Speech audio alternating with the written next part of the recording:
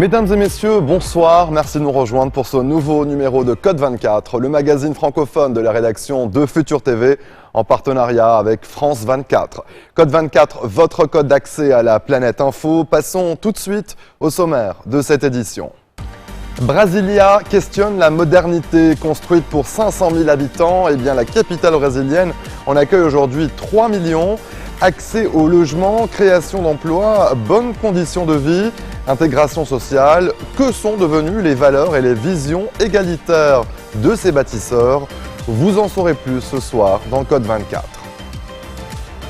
Au Cameroun, la région de l'extrême nord est régulièrement la cible d'attaques meurtrières de Boko Haram. Empêcher les djihadistes de venir frapper au Cameroun est une mission cruciale pour l'armée. Pendant 5 jours, une équipe de France 24 a partagé le quotidien de ces soldats engagés dans la traque des kamikazes. Les chrétiens du Pakistan font face à une très forte discrimination dans leur pays. Ces dernières années, plusieurs attaques violentes ont ciblé cette minorité qui représente environ 2% de la population du pays. Persécutés et discriminés depuis longtemps, ils sont considérés comme des citoyens de seconde classe.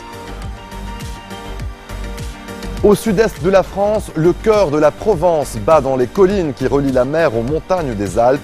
Au bord de la Méditerranée, on cultive l'olivier et la vigne avec le même amour de la terre. Ce soir, dans Code 24, nous vous faisons découvrir les secrets de fabrication d'une huile d'olive au parfum unique. Les créateurs et bâtisseurs de Brasilia avaient rêvé dans les années 1950 d'une ville capable d'offrir une vie meilleure à sa population. Que reste-t-il aujourd'hui de ces idéaux? Brasilia questionne la modernité. Construite pour 500 000 habitants, la cité brésilienne en accueille aujourd'hui 3 millions. Et les projections envisagent 5,6 millions à l'horizon 2030. Brasilia est saturée. Elle est également la capitale d'un pays secoué par d'importants mouvements sociaux et une profonde crise de confiance envers sa classe politique. Retour à Brasilia, c'est un sujet signé Nicolas Ramson, Marlène Aberard et Tado Prado. Je vous ai amené quelque chose de spécial. Cette photo est inédite. Elle a été prise en 1958. Ici, c'est où se trouve aujourd'hui le Congrès national. Ça, c'est moi, Claudio Nor. Et ça, c'est un autre candango, Chico Livrogne. On était là. Je ne sais pas s'il est encore en vie. Ce que vous voyez là, c'est le futur Congrès national. Ils sont bien rares, les constructeurs de Brasilia encore vivants. Claudio Nor Pedro dos Santos est ce que l'on appelle un candango, un des bâtisseurs de la capitale. Si je devais tout bâtir de nouveau, je le referais. Parce que ça a été très gratifiant. Ça a été de très bons moments. Une merveille, une merveille. Brasilia, c'est tout pour moi. Claudio Nor est une des mémoires de la ville. Sur ce lieu qu'il a construit de ses propres mains, ses souvenirs sont intacts. Ici, c'était un immense terrassement, avec des tracteurs partout, partout. Il n'y avait pas d'immeuble, il n'y avait rien. Ça n'était que de la poussière rouge, avec des tracteurs partout, surtout au niveau des ministères. Et ici, où se situe le Congrès national, ça n'était que de la terre. Il n'y avait rien. O eixo monumental é constituído por conjunto de amplas avenidas e esplanadas. Brasilia est sortie de terre en quelques instants. La ville, imaginée par le président Juscelino Kubitschek, est élégante et originale. Imposant, les monuments de l'architecte Oscar Niemeyer interpellent. Brasilia questionne la modernité. Lors de sa construction, elle symbolisait l'Eldorado. Pour visiter Brasilia, nous avons fait un voyage dans le temps grâce à cette vieille voiture. Ocre, compacte et robuste, elle a marqué toute une génération. Son nom, la Brasilia, un hommage au Brésil et à sa capitale.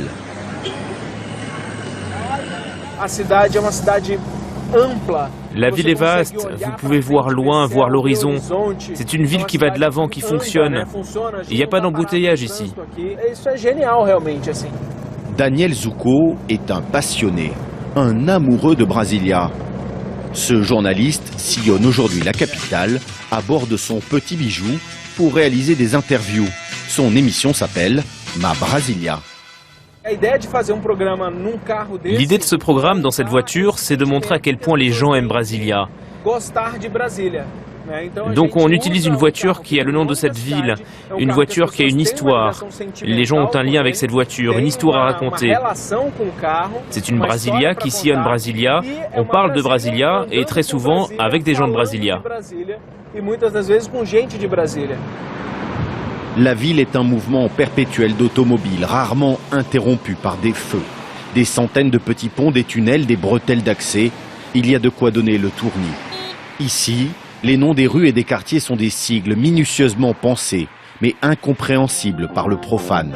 Un grand projet intégralement planifié, dessiné, et une ambition, concentrer le pouvoir du pays. Tous les organes sont représentés. Daniel souligne d'ailleurs une particularité. Ici, la population a accès au pouvoir. Le Congrès national n'a pas de grille. Le palais du Planalto, là où le président travaille, n'a pas de barrière. Bien sûr, vous devez vous identifier en rentrant, mais il n'y a pas de barrière. Les personnes peuvent s'approcher et peuvent même le toucher. Ça, c'est génial. Les deux architectes qui ont imaginé tout ça, Luis Costa et Oscar Niemeyer, pensaient à cela. Le peuple doit pouvoir accéder au pouvoir. À Brasilia, on touche, on voit le pouvoir. Alors tous les jours, des centaines de Brésiliens viennent se faire entendre aux fenêtres des assemblées. Les manifestations sont monnaie courante, à quelques mètres des sénateurs qui votent les lois. Plus de justice, fin de la corruption ou même le retour des militaires au pouvoir. On s'insurge, on revendique. Brasilia est explosive. Les cris du peuple sont l'écho de la ville. Ce qui devait être sa force se retourne désormais contre elle. Brasilia est très distante des grands centres brésiliens. C'est difficile d'amener la population ici, parce que c'est loin. C'est loin de Sao Paulo, c'est loin de Rio, c'est loin du sud, du nord. Brasilia est devenue une île. Brasilia, c'est la politique à fleur de peau. Tous les jours, il y a des débats dans les ministères avec toute cette quantité de fonctionnaires. C'est le pouvoir dans un même lieu, une véritable cocotte-minute politique. Au milieu du désordre, le jeune Fernando. Pour la première fois de l'histoire, son groupe d'activistes campe sur la pelouse du Congrès. 30 jours de siège et de lutte, et il espère bien faire plier le pouvoir. Actuellement, notre mouvement réclame la destitution de Dilma Rousseff. On pense que c'est seulement avec son départ que le Brésil pourra vraiment changer. Fernando vient d'une famille modeste de Sao Paulo. Dans les années 60, c'est l'espoir et l'optimisme qui menaient les gens à Brasilia. Fernando, lui, vient pour exprimer sa colère et son dégoût.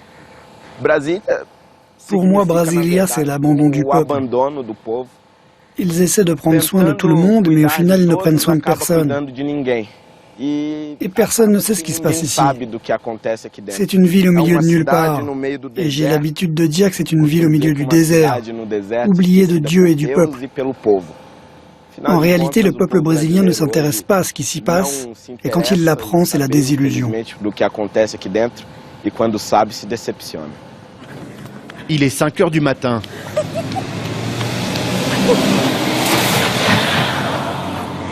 Antonia vient de rater son bus.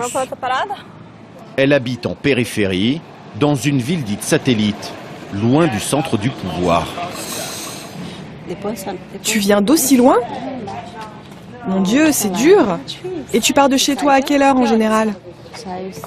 5h05. Comme des centaines de milliers de travailleurs, Antonia se sent en marge de la société. Elle fait partie de cette classe au service des élites. On n'a déjà pas les mêmes privilèges que les gens qui habitent dans le centre. Là-bas, ils ont une assurance santé. En habitant si près, ils ne doivent pas subir ce que l'on vit. Avec 1h30, 2 heures de transport, notre vie est bien différente. On n'a même pas la moitié de ce qu'ils ont. Aujourd'hui, la capitale grossit 3 fois plus vite que toute autre ville du Brésil. Initialement prévue pour accueillir 400 000 personnes, les projections pointent 5,6 millions d'habitants en 2030. 15 fois plus que le projet initial, imaginé par l'urbaniste Lúcio Costa. Les populations modestes n'ont cessé d'affluer, la ville déborde et sature. Après 1h30 de périple, c'est la dernière étape, connexion dans la plus grande gare routière du Brésil. On va attendre le bus. Il est déjà plein. Faut prendre l'autre. Trouver sa destination parmi les 316 lignes de bus, se frayer un chemin au milieu des 600 000 personnes qui passent ici chaque jour. Un parcours du combattant. À Brasilia, les 2 seules lignes de métro ne suffisent pas.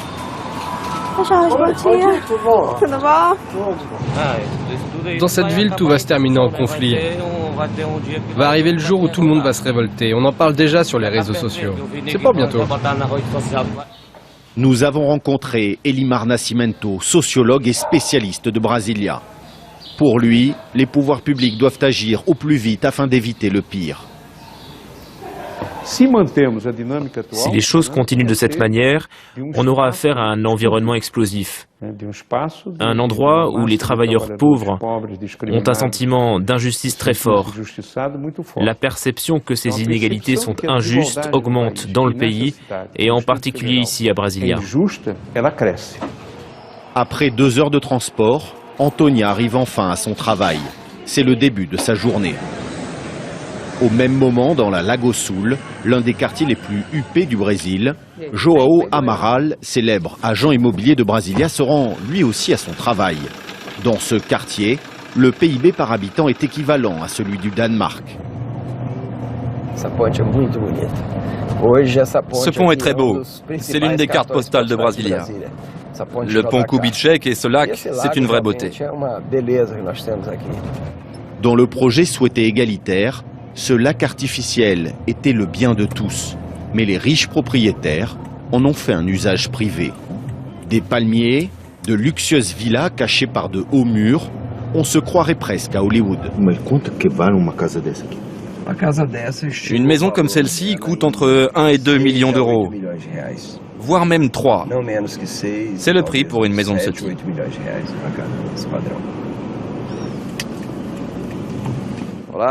Malgré la crise économique foudroyante, le marché immobilier du luxe reste très dynamique ici. Cette maison, par exemple, elle doit être louée à un ambassadeur. Loyer, 6 000 euros par mois. Tout en étant dans le sauna, vous avez un système qui permet d'accéder directement à la piscine. L'accès est là, et vous rentrez directement dans la piscine. À Lagoa Sul, les habitants ont des revenus 19 fois plus élevés que ceux du quartier le plus pauvre de Brasilia. Les piscines et les jardins privés rappellent que la capitale d'aujourd'hui est bien éloignée de la ville égalitaire imaginée il y a 55 ans. Car à 10 km du centre, voilà l'autre visage de la ville. La toute récente favela de Santa Luzia. Un immense champ de baraquements fait de matériaux récupérés et de tôles. Dans ces déchets s'installent chaque jour des dizaines de nouvelles familles. Ici, l'État est incapable de contrôler le flux migratoire incessant. Pour ces Brésiliens, le rêve de cette terre d'Eldorado est déjà bien loin. Mon gars, ici, c'est triste. Luciano vit dans ce taudis avec ses 4 enfants. Brasilia, c'est devenu un chaos que personne ne soupçonne. Il y a beaucoup d'argent, mais pour les pauvres, il n'y a rien. Beaucoup de personnes qui viennent du nord-est repartent une main devant, une main derrière, car ils n'ont rien. Là-bas, c'est plus facile de vivre. Ici, c'est de pire en pire chaque jour. Les habitants de Santa Luzia survivent notamment grâce à l'association Vivre. Ce matin, Irène et Daniel vont rendre visite aux parents qui ne savent plus comment s'occuper de leurs enfants. Une situation qui révolte cet assistant social. On fait face à un total abandon de cette communauté. Ils laissent les gens se débrouiller tout seuls.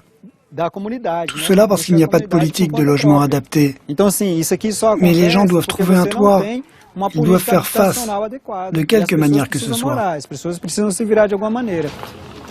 Face à des pouvoirs publics inexistants, l'espoir repose aussi sur des initiatives privées. Bonjour, madame la directrice, comment allez-vous? Joao, l'agent immobilier, connaît bien Maria de l'association Vivre. Ensemble, ils ont œuvré pour les rénovations de cette salle multisport, au grand bonheur des jeunes filles de Santa Luzia.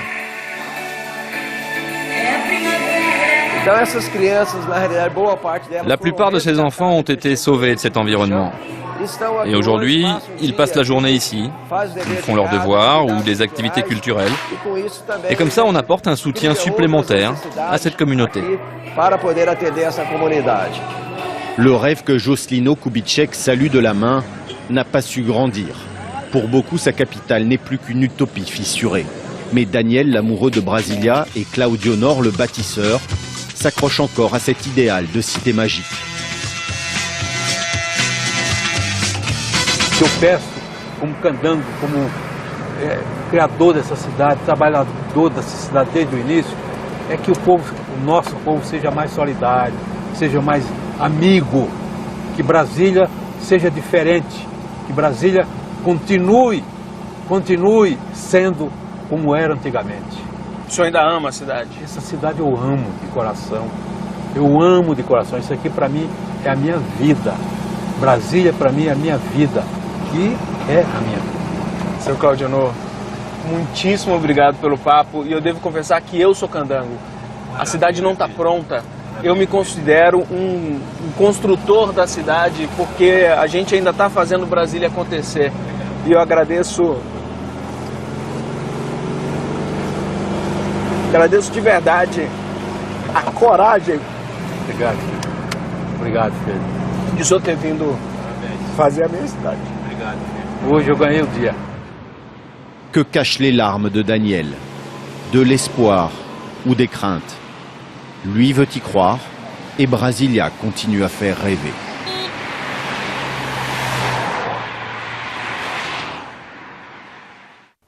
Restez des nôtres, on se retrouve après cette très courte pause. A tout de suite.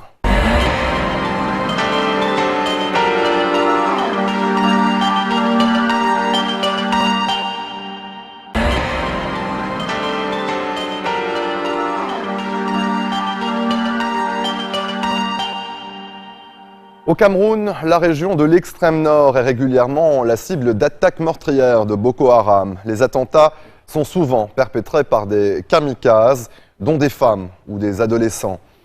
Empêcher les djihadistes de venir frapper au Cameroun en traversant la frontière poreuse est une mission cruciale pour l'armée camerounaise, en première ligne pour défendre le territoire et empêcher l'infiltration des kamikazes. Patrick Fandino et Frédéric Rambier ont suivi plusieurs unités de l'armée camerounaise et notamment son unité d'élite en immersion dans ce nouveau foyer terroriste du centre de l'Afrique. Pendant 5 jours, ils ont partagé le quotidien de ces soldats engagés dans la traque des kamikazes. Ils ont parcouru des centaines de kilomètres de pistes caoteuses de cette région aride et pauvre, difficile d'accès. Reportage. Un calme trompeur au-dessus d'une vallée silencieuse. Un fief de Boko Haram, à la frontière entre le Cameroun et le Nigeria. 500 mètres plus bas, le premier village nigérian dans la ligne de mire de l'armée camerounaise. Voilà. Sous les ordres du capitaine Kingé, des soldats sur le qui-vive pour veiller sur cette frontière poreuse. Là, nous avons l'une des bornes qui matérialise la frontière. Là, c'est le poste, nous sommes au Cameroun. Mais dès que nous traversons la borne, c'est déjà le Nigeria. Côté camerounais, sur la colline, un poste militaire avancé récemment créé. Voilà le chef de poste. Situation. Est-ce qu'il y a eu des mouvements de l'armée nigériane depuis Madagali là-bas? Quelques petits. Ok. Ici, peu de combats, mais un nouveau danger, plus insaisissable, le péril kamikaze. Tout autour, il y a des petits villages qui font régulièrement l'objet d'attaques de la part de Boko Haram. Alors nous avons reçu pour mission ici d'interdire le passage de la frontière déjà, dans un premier temps à Boko Haram. Ce n'est plus un secret pour personne qu'ils ont changé de méthode. Ils ont décidé de passer à la phase des kamikazes. Leur méthode, c'est plus réussir à s'infiltrer dans la population et une fois dans la population, se faire exploser. Dans cet extrême nord du Cameroun, pas moins de 40 kamikazes ces 12 derniers mois, auteur d'une trentaine d'attaques suicides attribuées à Boko Haram. Une menace permanente, mais invisibles. Pour nous escorter, une quinzaine d'hommes armés. Direction Kouyapé, l'un des derniers villages meurtris.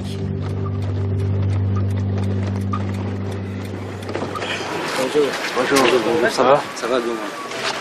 À l'arrivée, accueil par le chef d'un village encore sous le choc de l'attentat suicide contre sa petite mosquée.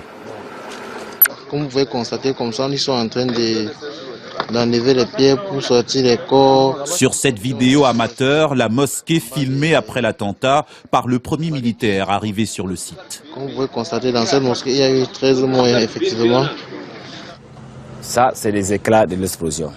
Là, il y avait au moins 3 cadavres. De l'autre côté, 4. Il y avait aussi quelques cadavres ici. Le kamikaze était là. Ses jambes. L'autre jambe était là. Et le kamikaze est venu. Dès qu'il est entré, il a fait déclencher sa charge. La tête s'est retrouvée de l'autre côté. Depuis que quand elle s'explose, la tête part plus loin. Dans le téléphone d'un des villageois, une photo des restes de l'assaillant. À peine 14 ans. Un adolescent enrôlé par les djihadistes nigérians, tout comme ces adolescentes, arrêtées avant d'avoir pu actionner leurs engins explosifs. Des grenades fabriquées à partir de bombes à sous-munitions.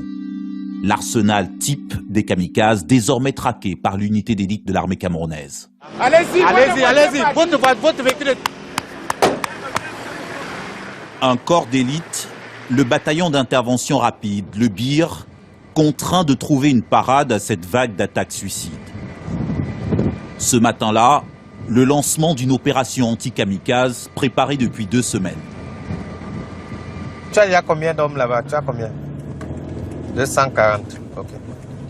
À la tête de l'opération, le lieutenant-colonel Ndlaté, chargé de conduire la riposte à cette campagne kamikaze. Une contre-offensive prévue directement sur le territoire nigérian, de l'autre côté de la frontière. Une incursion terrestre visant un camp djihadiste repéré en amont par les renseignements camerounais. Nous allons aller essayer de trouver une base à proximité de nos frontières, d'où partent les kamikazes, et essayer de démanteler tous ces réseaux qui sont liés à la formation, à l'entraînement et à la mise en œuvre de cette stratégie de Boko Haram qui est relative à l'utilisation de ces kamikazes.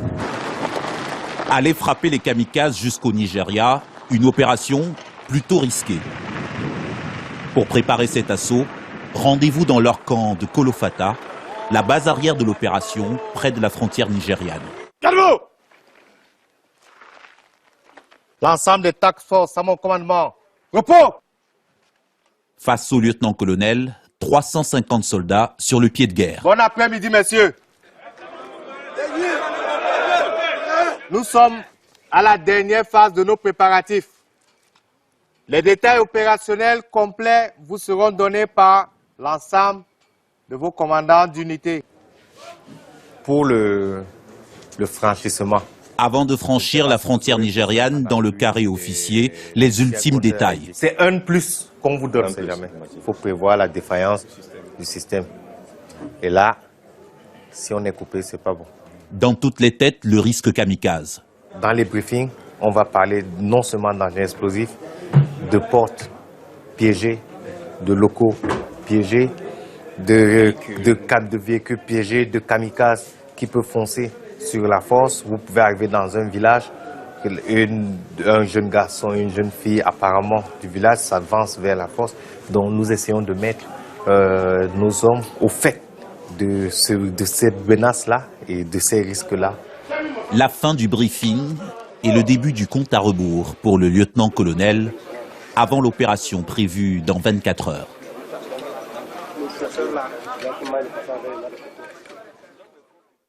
C'est parti, mon kiki. À 30 km de là, le père Grégoire, dernier prêtre blanc dans cette région menacée par les djihadistes nigérians. Un curé escorté dans tous ses trajets par des anges gardiens militaires. On va arriver à un croisement avec l'ancienne route. On traverse et on entre sur la piste là. D'accord, vous serez en tête. D'accord. Un père français incollable sur les itinéraires locaux, car installé ici depuis 22 ans. Non, mais quand on fait l'escorte même à Kolofata, je suis souvent en tête, faut pas vous inquiéter. Allez, on y va, parce que maintenant ça suffit, on a perdu assez de temps. Malgré les attentats suicides, pour lui, pas question de quitter sa paroisse du village de Tokombéré. On va passer devant la mosquée de Tokombéré. Depuis quelque temps, là, ils sont aussi très gardés là, au niveau de la mosquée quand il y a la prière, avec tous les attentats de ces derniers jours. Là. Le nombre de victimes musulmanes est incomparablement plus élevé que les autres.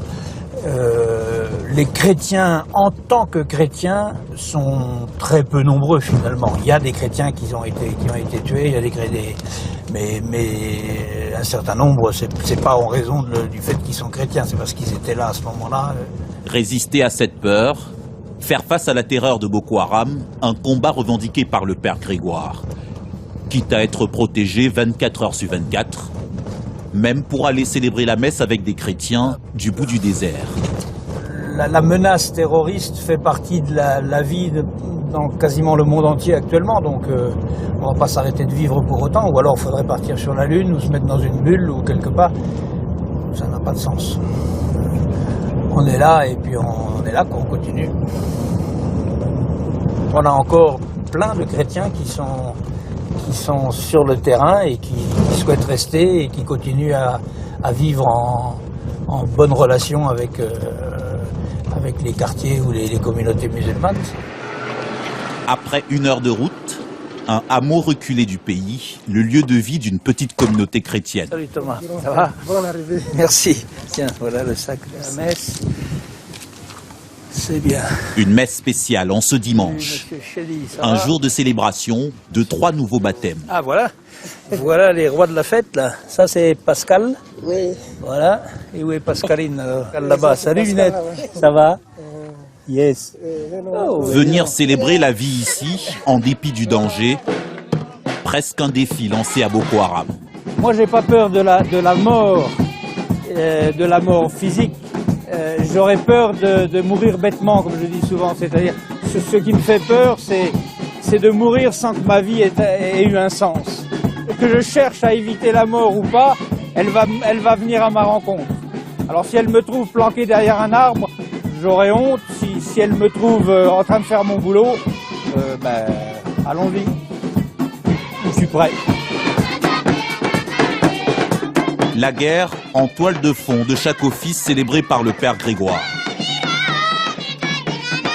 Un prêtre en mission de paix pour éviter une guerre religieuse entre chrétiens et musulmans. Nous avons autour de nous des militaires qui nous aident et qui nous protègent pour empêcher la guerre totale. Et nous les remercions et nous prions pour eux. Nous, notre combat, notre travail, c'est de donner notre vie pour annoncer la bonne nouvelle, quoi qu'il arrive. Tu es musulman, tu es catholique, tu es protestant, tu es adventiste, tu es mon frère. Tu es Boko Haram, tu es mon frère. Tu es mon frère qui fait des conneries, mais tu es mon frère. Parce que la porte de sortie de la violence, la porte de sortie de la guerre, c'est la fraternité. Pascaline, je te baptise. Attention, c'est froid. Au nom du Père, et du Fils, et du Saint-Esprit. Un moment de joie, comme un répit en ces jours de guerre. Nous entrons dans votre dispositif dans quelques manques avec 0,9 moins. Avec le lieutenant-colonel Nlaté, le retour à la frontière. Avant l'assaut programmé sur le camp de kamikazes nigérian, dernier stop à la rencontre d'un de ses officiers sur le terrain. Capitaine Jean, quoi vos autres, mon colonel? Ibrahim, ça va? Ça va bien, mon colonel. On est chez toi. Un officier chargé dans ce secteur frontalier d'organiser la collecte de renseignements auprès de comités de vigilance comme celui-ci, des groupes d'autodéfense créés par centaines ces derniers mois. Que le chef du groupe se mette en tête et les autres se mettent derrière lui. Hey, groupe. Transformés en vigie par les militaires, des villageois, les principales victimes des kamikazes, désormais en première ligne pour repérer les porteurs d'explosifs avec leurs armes rudimentaires. Ici, c'est le bâton pour battre le Boko Haram. Ici, c'est le machette. Bon, nous, on ne dort pas, on veille chaque jour. La nuit, la journée, nous, on se tient là. Je rappelle juste les consignes. Dès qu'il y a un incident pendant que vous surveillez la nuit, n'oubliez pas, vous avez les téléphones, vous appelez. Par ces temps de kamikazes et d'attaques suicides, il nous est assez difficile d'aller directement au contact des populations. Donc ils nous permettent de combler certains vides en ce qui concerne la surveillance, dont ils sont à peu près les yeux. En rien, ils ne sont des combattants. Du courage! C'est bien, c'est bien, c'est bien. Au soleil couchant, quelques heures plus tard, le BIR lancera son assaut de l'autre côté de la frontière. Mais pour des raisons de sécurité, nous n'avons pas été autorisés à les suivre au Nigeria. Seules images de l'opération, ces photos prises dans le camp djihadiste. Des armes, de l'argent, des munitions, un drapeau. De sources militaires camerounaises, près de 15 présumés kamikazes auraient été tués lors de cette intervention.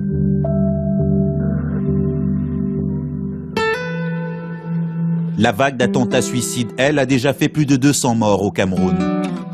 Dans la brume de cet extrême nord, une guerre à l'issue incertaine face à une menace inédite.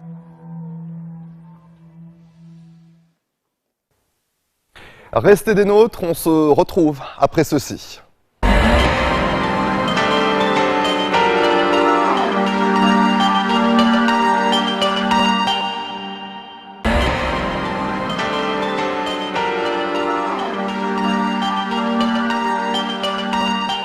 Le dimanche de Pâques, un attentat suicide a ravagé un parc de Lahore au Pakistan. L'attaque a fait au moins 75 morts, dont 29 enfants. Un groupe taliban a revendiqué l'attaque et affirme avoir ciblé les chrétiens. Les chrétiens représentent environ 2% de la population du pays. Ces dernières années, plusieurs attaques violentes ont ciblé cette minorité. Outre les attaques, les chrétiens sont persécutés et discriminés depuis longtemps, considérés comme des citoyens de seconde classe, sans que le gouvernement pakistanais n'y change grand-chose. Taha Siddiqui et Claire de Buzer nous en disent plus.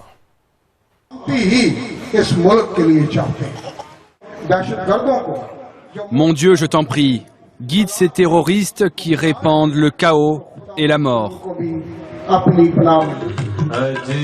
À Yuanabad, le plus grand quartier chrétien de Lahore, les habitants pleurent leur mort. 3 adolescents sortis pour s'amuser dans le parc Gulshan et Iqbal. Jama'atul Lahar, un groupe taliban, a revendiqué l'attaque. Il disait cibler les familles qui fêtaient Pâques ce jour-là. Plus de 70 personnes sont mortes, dont l'un des fils de Fozia et Petreus. La situation sécuritaire n'est pas bonne pour nous. Mes fils ne m'ont jamais dit qu'ils allaient à ce parc. Si je l'avais su, je les en aurais empêchés. Nous passons notre vie à dire à nos enfants de faire attention. Ils sont terrorisés. On a peur tout le temps. Pourquoi? Est-ce que ce n'est pas censé être un pays libre? Car ce n'est pas la première fois qu'un attentat vise des chrétiens au Pakistan. L'année dernière, des kamikazes ont attaqué 2 églises de ce quartier. Ce qui exaspère les fidèles, c'est qu'à chaque fois, les autorités nient le caractère sectaire des attaques. Dans ce commissariat de Lahore, c'est la position adoptée par Ashraf Haider, l'un des premiers policiers arrivés sur place. Les terroristes visent toutes sortes d'endroits afin de terroriser le pays. On ne peut pas dire qu'ils visent seulement les minorités religieuses. Ils s'en prennent à tout le monde. Je voudrais clarifier un point. Ce sont les musulmans qui sont le plus souvent pris pour cible. Si on regarde les attentats de Yuanabad ou celui qui a eu lieu le dimanche de Pâques, la majorité des victimes étaient des musulmans. Pour Peter Jacob, cet attentat est le dernier d'une longue série contre sa communauté. Cela fait 25 ans qu'il se bat pour les droits de l'homme au Pakistan. L'homme voit s'accroître les menaces contre les minorités, malgré les déclarations officielles. On sait tous que les chrétiens et les autres minorités religieuses sont visés par les terroristes. C'est une réalité qu'on ne peut pas ignorer. Certains refusent de l'admettre et préfèrent dire que c'est le Pakistan ou l'humanité qui est attaquée. Je pense qu'en agissant ainsi, ils veulent éviter de créer encore plus de divisions et de fissures dans notre société qui est déjà très divisée. Ils ne veulent pas que les terroristes en profitent. Pour les 3 millions de chrétiens pakistanais, la peur des attentats vient s'ajouter aux discriminations du quotidien. Ces dernières peuvent parfois tourner à l'émeute. Un jour, dans ce village du Pendjab, Des accusations de blasphème ont suffi à déclencher la colère des habitants contre leurs voisins chrétiens. Au Pakistan, le blasphème est un crime grave, passible de la peine de mort. Mais la loi est souvent détournée pour régler des différends personnels. Ici, c'est une dispute entre un paysan chrétien et un musulman qui a dégénéré. Bashira était chez elle quand des dizaines d'hommes ont attaqué sa rue. Je suis allée à la porte voir ce qui se passait. Un jeune est venu vers moi et il m'a frappé 2 fois. Une fois sur la hanche, une fois ici. J'ai réussi à fermer la porte et la verrouiller. Je suis rentrée. Mais ils ont lancé des cocktails Molotov. Il y avait le feu partout. Ils nous ont accusés de blasphème après une dispute après des gens d'ici. Ils étaient en colère et s'en sont pris à nous parce que nous sommes chrétiens.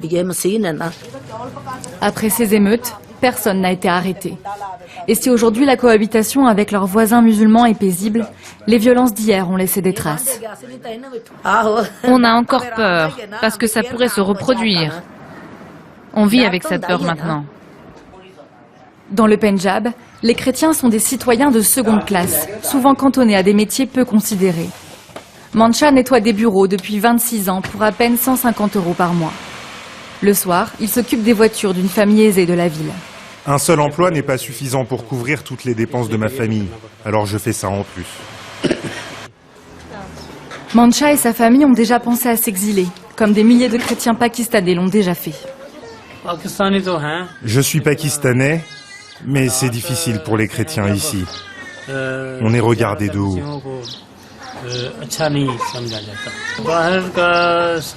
On ne peut pas partir à l'étranger, même si on en a envie. Pourquoi ?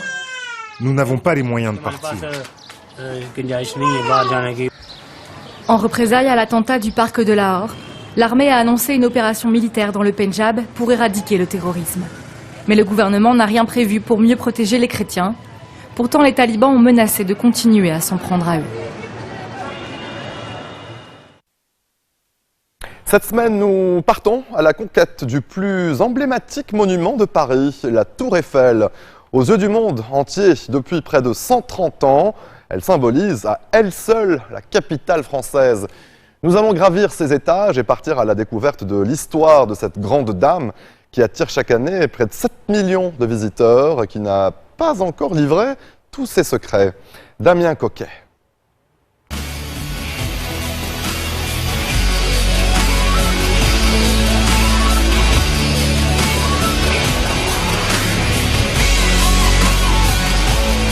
Nous voici au premier étage de cette tour Eiffel, l'étage le plus large qui abrite notamment un restaurant, une boutique ou encore un salon de réception. Et nous sommes en compagnie de Bertrand Lemoine. Merci de nous accueillir ici. Vous êtes architecte, ingénieur, historien, vous êtes directeur de recherche au CNRS, vous avez consacré de nombreux ouvrages à cette tour Eiffel et à son concepteur Gustave Eiffel. Tout d'abord un mot sur l'histoire de ce lieu. Cette tour Eiffel, c'était d'abord une œuvre provisoire. Oui, c'est une œuvre qui a été construite en fait pour la grande exposition universelle de 1889 qui marquait le centenaire de la Révolution française et pour laquelle on voulait quelque chose d'énorme. La tour la plus haute du monde, tout simplement, 300 mètres de hauteur. C'était une tour provisoire qui devait durer 20 ans initialement, parce que le terrain appartient à la ville de Paris. Au bout de 20 ans, on ne sait pas trop ce que serait devenue la tour si Eiffel ne s'était employé justement à la faire vivre. Alors comment est-ce qu'il a réussi à faire ça? C'est grâce à la science notamment? Il a fait tout un tas d'expériences scientifiques, de mesures, notamment sur la résistance de l'air, en faisant tomber des corps le long d'un câble sur la tour Eiffel, en construisant une soufflerie à ses pieds, mais c'est surtout la radio. Le support d'antenne que constitue la tour, 300 mètres de hauteur, ça permet de communiquer à longue distance, notamment avec les forts de l'Est de la France. Et par conséquent, ça a donné à la tour une valeur stratégique pour les militaires. En été, ça a permis de conserver la tour. Alors c'est la réalisation la plus connue de Gustave Eiffel, mais ce n'en est qu'une parmi de très nombreuses. Il y en a partout dans le monde. Oui, la tour Eiffel, c'est un peu l'arbre, si on veut, qui cache la forêt des réalisations d'Eiffel. Eiffel a fait, avant de construire la tour, bien sûr, beaucoup de choses. Des grands ponts métalliques, le viaduc de Garabig, un grand viaduc à Porto. Parce que c'était un ingénieur, mais c'était aussi un homme qui avait le sens des affaires. Gustave Eiffel, c'est un ingénieur formé à l'école centrale, mais à 32 ans, il fonde sa propre entreprise avec une jeune expérience seulement. Il va s'aider de capitaux familiaux, il va trouver aussi des bons collaborateurs, des bons appuis politiques. Il va savoir innover aussi, et c'est finalement quelqu'un qui a développé une entreprise. Il ne faut pas oublier cette dimension d'entrepreneur d'Eiffel. Ce n'est pas seulement un ingénieur, un technicien, mais c'est aussi quelqu'un qui a su développer, construire, réaliser, au point de construire, évidemment, cette tour magnifique. Une tour qui a donc servi à la radio, à la télévision. Aujourd'hui, c'est une attraction touristique, mais est-ce qu'elle a d'autres utilités en dehors de se visiter? C'est un lieu qui symbolise quelque part la ville qui l'accueille, qui symbolise même la France. Un lieu aussi qui symbolise sans doute par sa dimension, par sa forme un peu inhabituelle, extraordinaire, et parce que cette construction métallique, légère, un peu diaphane comme ça, elle est toujours un symbole d'audace, de progrès finalement, une valeur peut-être qu'on devrait reconsidérer aujourd'hui.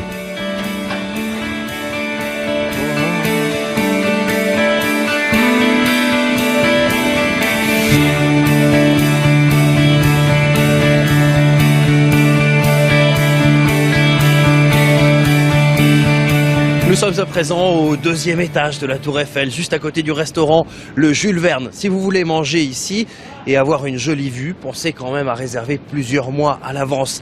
La Tour Eiffel est victime de son succès. En témoignent aussi les longues files d'attente à ses pieds. Pour autant, est-elle rentable? On voit ça tout de suite.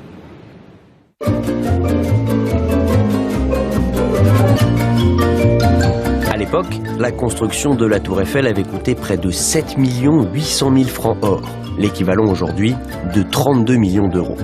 127 ans plus tard, grâce à la technologie et aux machines, une réplique exacte reviendrait moins cher, 28 millions d'euros seulement. 1 million pour les 18 000 pièces métalliques qui la composent et pour les divers matériaux, le reste pour la main-d'œuvre. Mais ça, c'est sans compter la valeur du terrain, ni sa valeur touristique. Symbole de Paris, la Tour Eiffel est le monument payant le plus visité du monde. Elle attire chaque année 7 millions de personnes, dont 80% d'étrangers. Pour entrer à l'intérieur, chaque visiteur paye entre 3 et 17 euros. À pied, c'est moins cher, mais il faut grimper 704 marches jusqu'au deuxième étage. Pour aller jusqu'au sommet, ascenseur obligatoire. En haut, perché à 276 mètres, on dispose d'une vue jusqu'à 60 km à la ronde.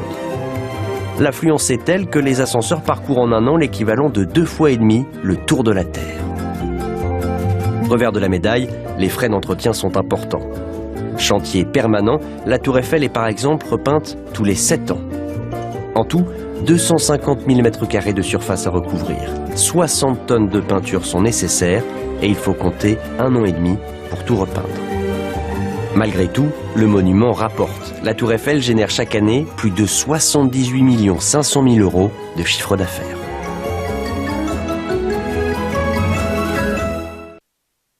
Restez des nôtres, on se retrouve après cette très courte pause. A tout de suite.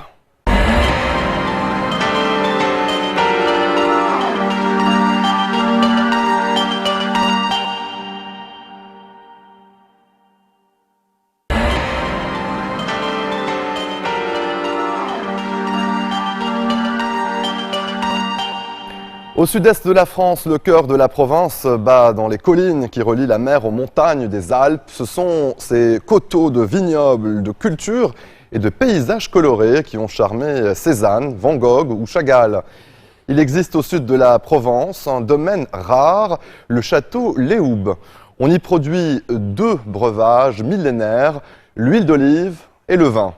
Au bord de la Méditerranée, au pied des collines, on cultive l'olivier et la vigne avec le même amour de la terre. Romain Hoth, le nez et le palais du domaine, nous fait découvrir les secrets de fabrication d'une huile d'olive au parfum unique. Reportage.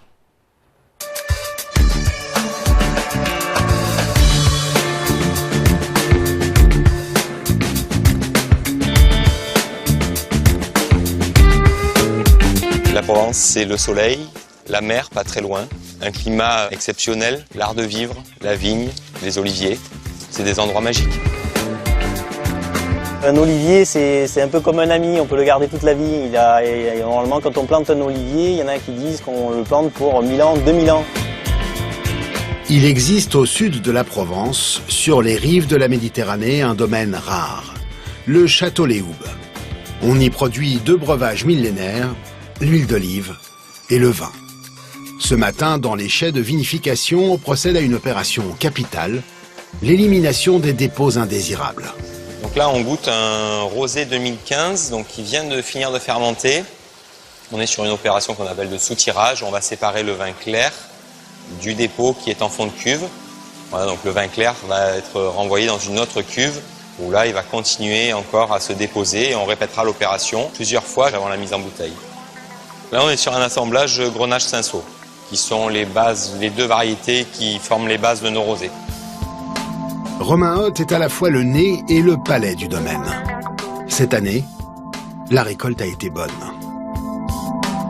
Nous sommes sur une parcelle de Grenache. Il amène des vins plutôt forts et plutôt structurés. Il amène de la puissance en fait. Voilà. Et assemblé avec d'autres cépages donne des vins très équilibrés. La Provence offre une grande variété de sols où chacun trouve sa spécificité et les meilleures alliances avec les cépages pour produire principalement du rosé, mais aussi des blancs et des rouges. C'est à l'automne que le château récolte ses plus beaux trésors. En septembre, la vigne a fini de rendre son fruit. 2 mois plus tard, l'olivier livre le sien. Il faut 13 personnes pour peigner les 6000 arbres du domaine. La cueillette dure 3 semaines. Ce matin, on cueille la Frantoio, une petite olive italienne au goût particulièrement fruité. Ouais, on voit que ça tombe. Les olives tombent.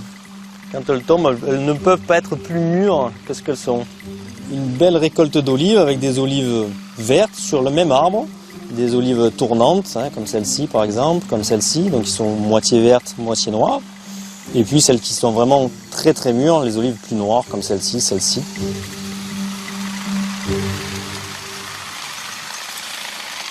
On va s'apercevoir en les pressant, on voit que c'est bien brillant quand les mains sont pleines de gras.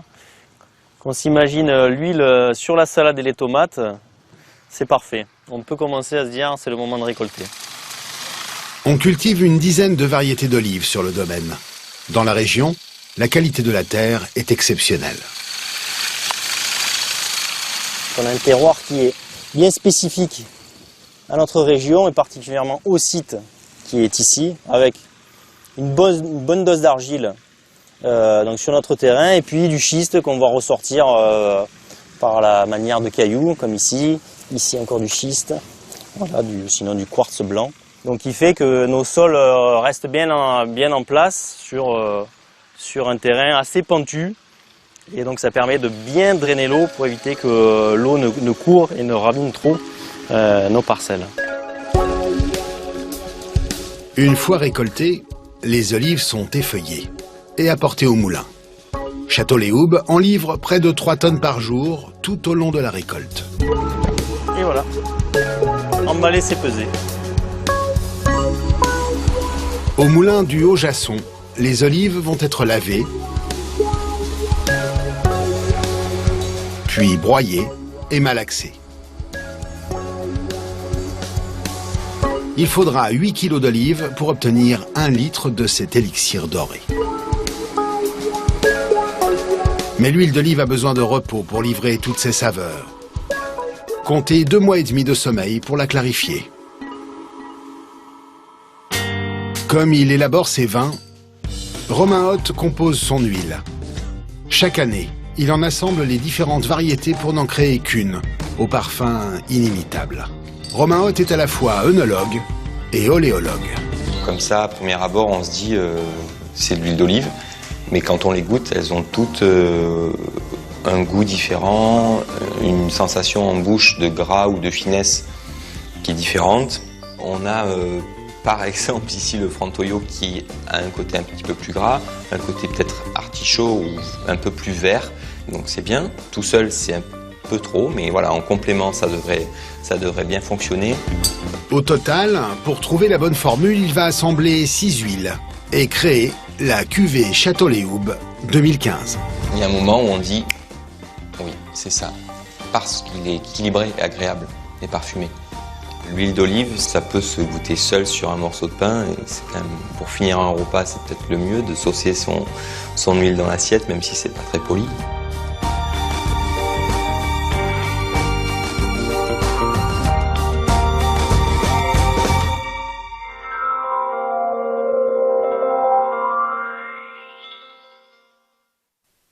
Code 24, c'est déjà fini pour cette semaine. Nous vous donnons rendez-vous la semaine prochaine pour une nouvelle fenêtre sur l'actualité internationale. Vous pouvez dès à présent revoir cette émission sur notre site internet. N'hésitez pas à nous envoyer vos commentaires à l'adresse qui s'affiche au bas de votre écran. Excellente suite de programmes sur notre antenne et à la semaine prochaine.